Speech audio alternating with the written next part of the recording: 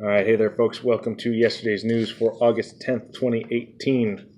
This is my third try on this video. I keep getting off into the weeds. I probably should have written down some notes first, but I don't have enough subscribers to do that kind of work. So I looked through the news today. There were a couple of different stories pertaining to immigration. No single one really caught my attention, so there's nothing linked below, but I figured I would take this opportunity to discuss the subject of immigration. And so part of the problem is that this is a complicated issue. We have the fact that we are a nation of immigrants, and that part of what makes America great is that we have integrated ideas that came from different parts of the world into something that works. And we have to continue that process if we want to continue to be able to adapt as the world changes. At the same time, we can't do it in such a way that destroys what's already working, because what we've put together so far is pretty darn good, and we don't want to unnecessarily disrupt what's already working in our quest to find what else might work. And at the same time, we have to battle people specifically trying to institute things here that we know don't work. There are people in our political classes and in what some might call the elites who are rather envious of the power and influence that their counterparts in these various third world countries have, and would like to try and skew the demographics in such a way that they might be able to grab that power here. And so we have to fight that. And at the same time, we have to promote, again, what already works here, which seems to be ethical capitalism, a combination of laissez-faire economics with Judeo-Christian ethics. It seems to work very well, and we have that, and nowhere else in the world has that as well as we have it here. And we're having a hard enough time maintaining that with our own people, let alone bringing in people from other places that don't have that background. There's a bunch of specific issues that boil up around the southern border because Mexico's in trouble. They're overrun with gangs and cartels and corruption, political corruption. Mexico's, essentially in the middle of a civil war. It's not like, side A against side B, but it's military scale conflicts between various factions of cartels and governments, and it's a mess, and we don't want that spilling over into our country. That climate of crime and lawlessness and violence that's existing on the other side of the southern border, it promotes, it's leaving a lot of room for things like human trafficking and stuff like that we absolutely need to put a stop to. And so it's like,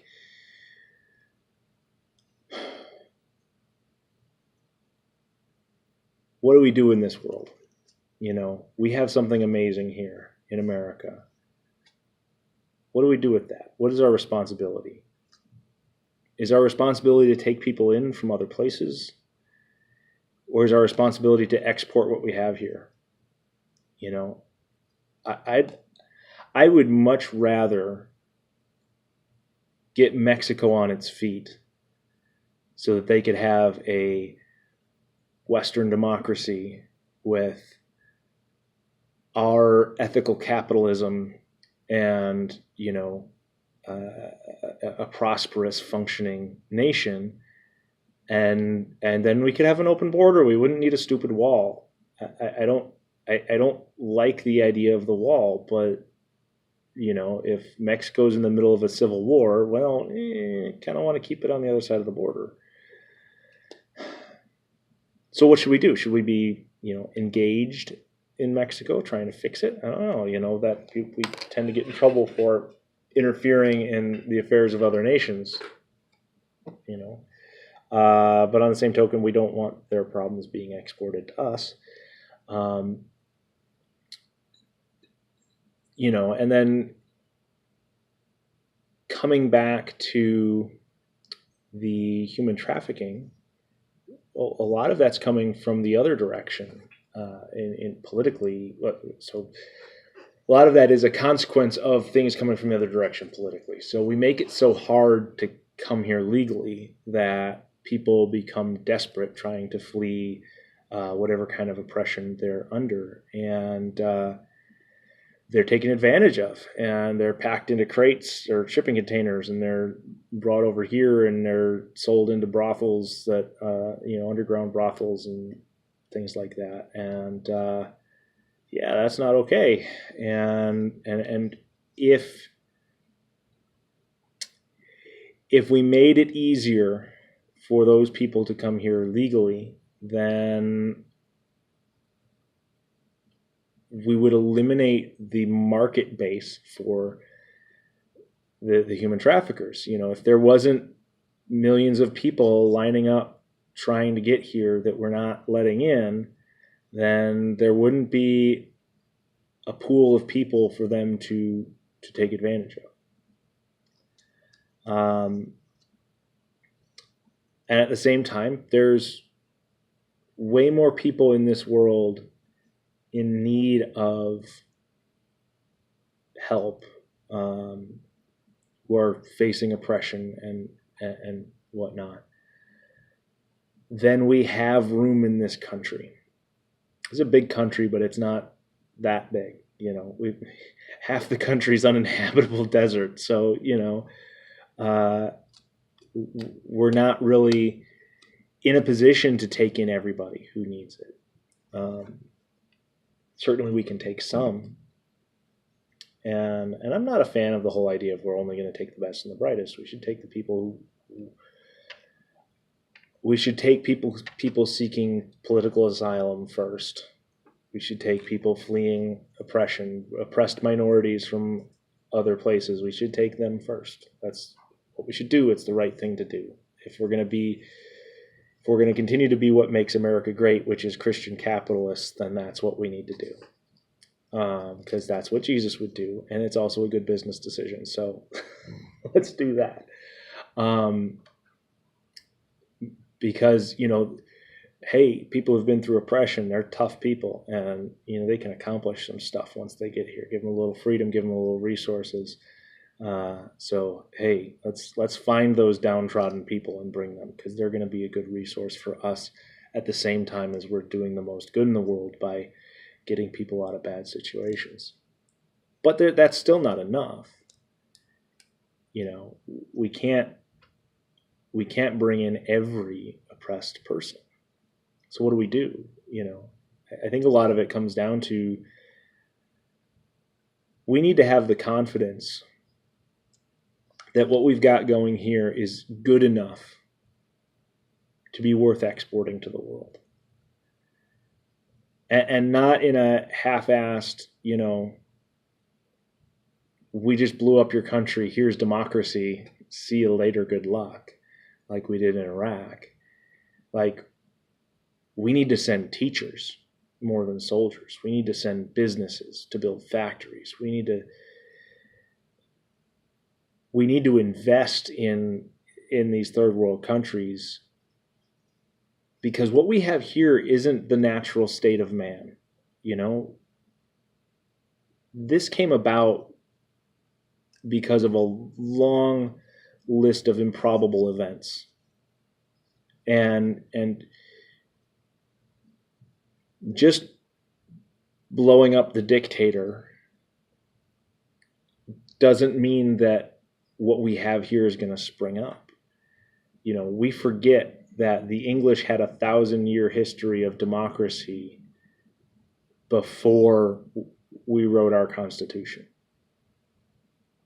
We had a long time to figure this out. And it's not going to just happen in the rest of the world without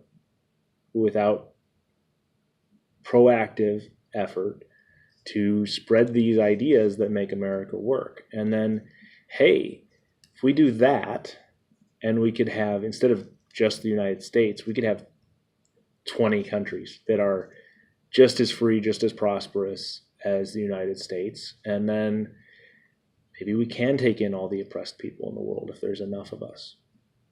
So I don't know if that, really covers the issue. I guess I didn't address the issue of what to do with the people who are here illegally already.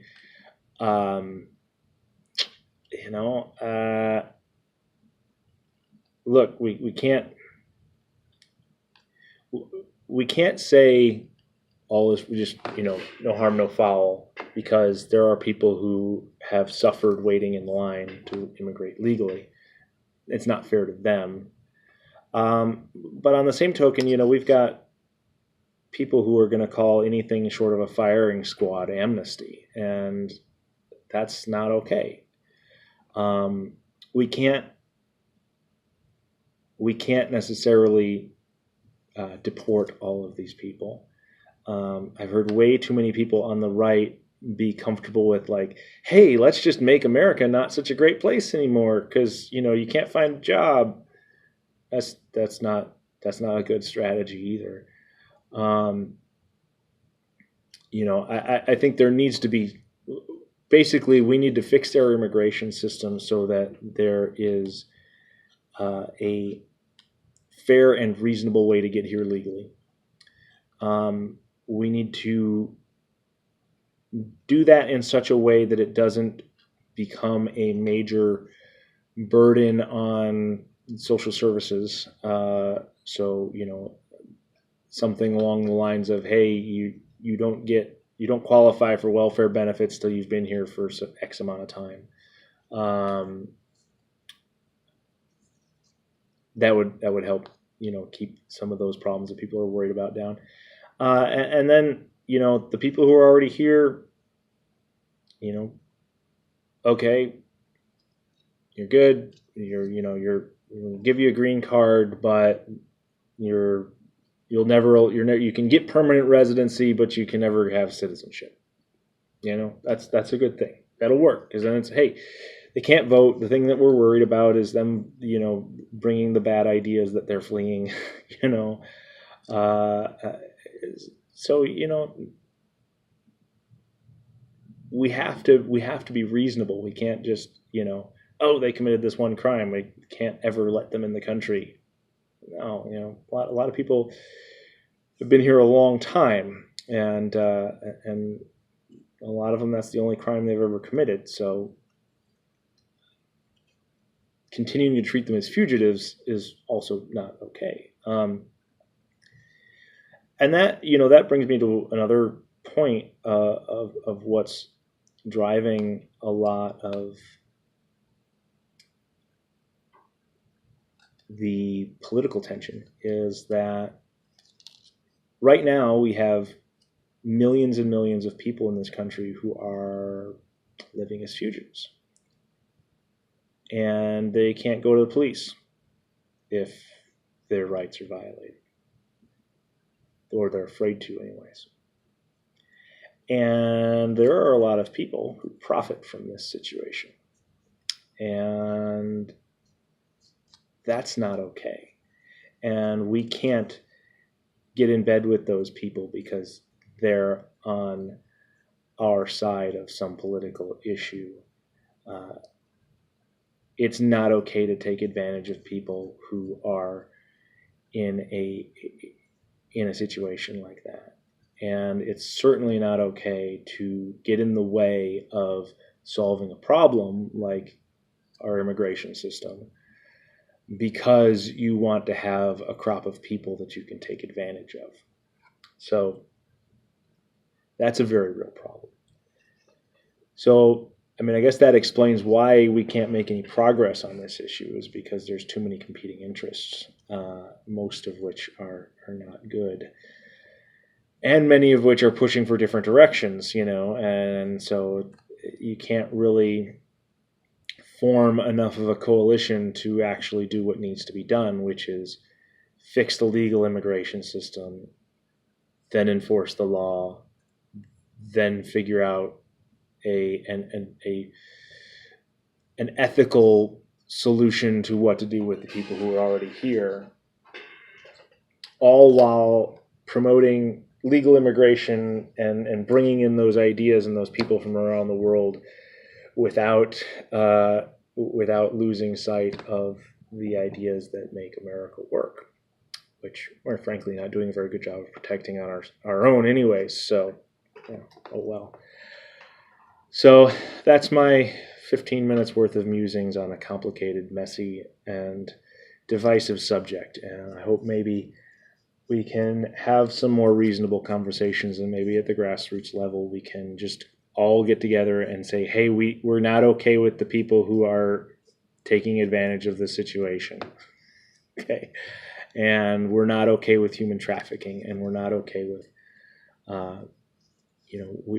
we're not okay with bringing the ideas over that destroyed the third world countries that people are fleeing.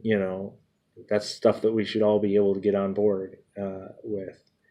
And and then the thing is, bringing in the people doesn't mean you're bringing in the ideas. We just bring the people in, but we need to make sure that as we're bringing them in, we're like, hey, this thing where the government does these things, yeah, we can't do that here. So I don't know if I shed any light on this subject for you or not, but I hope you enjoyed it. Like, share, and subscribe, and I will see you tomorrow.